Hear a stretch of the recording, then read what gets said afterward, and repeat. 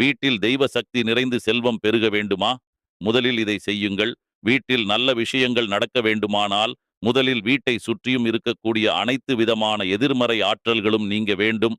அப்பொழுதுதான் நேர்மறை ஆற்றல்கள் வீட்டிற்குள் வந்து செய்யும் செயல்களில் வெற்றிகள் கிடைக்கும். அந்த வகையில் வீட்டில் இருக்கக்கூடிய எதிர்மறை ஆற்றல்கள் விலகவும் தெய்வ சக்தி அதிகரிக்கவும் செய்ய வேண்டிய 2 முக்கியமான எளிய வழிமுறைகளை பற்றி சித்தர்கள் குறிப்பிட்டுள்ளனர். இந்த வீடியோவை தொடர்ந்து கடைசி வரை பார்த்தால்தான் சில உண்மைகள் புரியும். ஒரு வீட்டில் தெய்வ சக்தி நிறைந்திருக்கும் பட்சத்தில் அந்த வீட்டில் எந்தவித பிரச்சனைகளும் ஏற்படாது. எதிர்மறை ஆற்றல்கள் வருவதற்குரிய வழி இருக்காது என்று கூறப்படுகிறது. அதனால்தான் பலரும் ஆன்மீக ரீதியாக பல வழிமுறைகளை பின்பற்றி வருகிறார்கள். அதோடு சேர்த்து தினமும் இந்த வழிமுறைகளை பின்பற்றும் போது தெய்வ சக்தி வீட்டில் அதிகரிப்பதை நம்மால் உணர முடியும். எந்த ஒரு வீட்டில் தினமும் காலையில் புதிதாக சமைத்த உணவை காகத்திற்கு வைக்கிறார்களோ அந்த வீட்டில் தெய்வ சக்தி என்பது அதிகரிக்கும். முன்னோர்களின் சாபம் முற்றிலும் நீங்கும். தேவர்கள் தேவதைகளின் அருள் பரிபூரணமாக கிடைக்கும். இதோடு நம்முடைய கர்ம வினை தீர்ந்தால்தான் தெய்வ சக்தி என்பது நமக்கு கிடைக்கும் என்று கூறப்படுகிறது.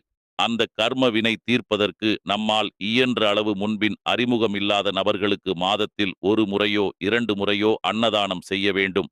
இப்படி செய்வதன் மூலம் தோஷ நிவர்த்தியும் உண்டாகும்.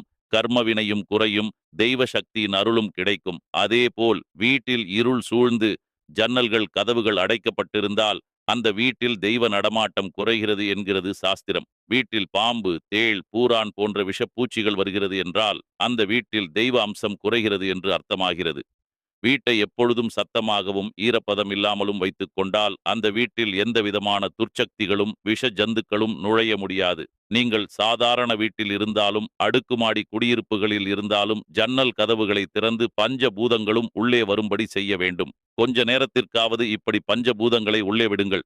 முந்தைய காலகட்டத்தில் முற்றம் வைத்த வீடுகள் அமைப்பதை பார்த்திருப்போம். மழை, காற்று, வெளிச்சமாகிய அத்தனையும் வீட்டிற்குள் வந்து வெளியேறும் வகையில் அமைக்கப்பட்டிருக்கும். இப்படியான வீடுகளில் எந்த விதமான எதிர்மறை ஆற்றல்களும் நுழைய செய்யாது. நல்ல அதிர்வுகள் அதிகமாக காணப்படும். அதனால்தான் அவர்கள் மேன்மேலும் மகிழ்ச்சியுடனும் முன்னேற்றத்துடன் காணப்பட்டார்கள்.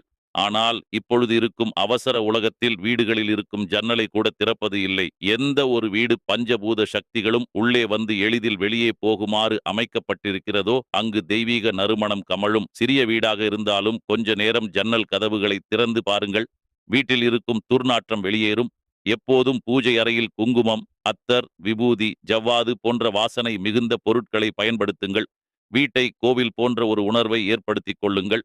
கோவில்களில் எப்பொழுதும் நேர்மறை ஆற்றல் அதிகரிக்க காரணம் அங்கு இருக்கும் நறுமணப் பொருட்களும் இசைக்கும் மங்கள ஒலிகளும் ஆகும். அதுபோல அனைவரும் வீட்டில் மங்கள ஓசைகளும் இனிய வார்த்தைகளும் பேச வேண்டும். அசுப